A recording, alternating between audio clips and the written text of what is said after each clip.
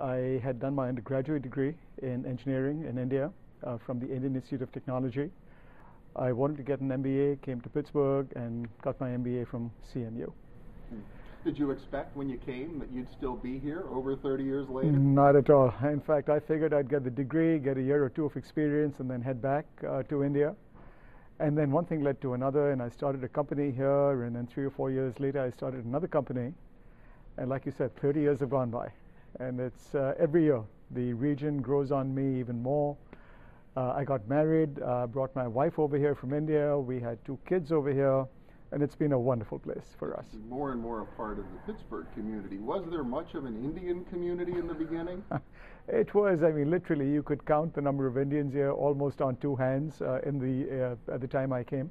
But since then, it's grown. And now the estimates are there are about 15,000 people in the Indian community here in this region. And it's a highly educated community. It's a very successful community.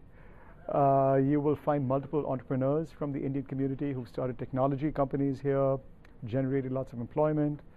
If you go to educational and research institutions like Carnegie Mellon, Pitt, UPMC, Chatham, and others, you'll find the faculty are full of Indian Americans. Obviously, in the student body, they have a lot of Indians. Physicians, there's a very high proportion of Indian physicians in this region.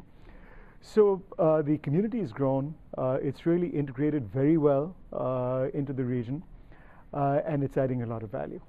I know you've been really involved in efforts to sort of improve the overall diversity of the region's workforce. Do you think the experience of Indians in the region may give us an example or sort of show us the way about how to create a more welcoming region for other ethnic groups and nationalities? Yeah, absolutely. I do think so. And I think the keys are when you look at how the Indian community has grown. First of all, as I said, it's a very highly skilled community, highly educated community, and so on.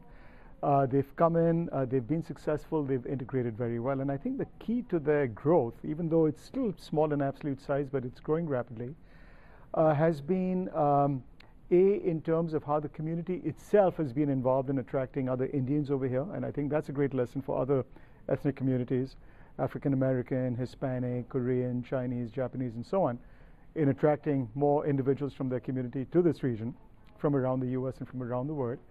And I think the second key lesson is how well they are integrating with the other communities in the region. And I think that's very important as new people come in.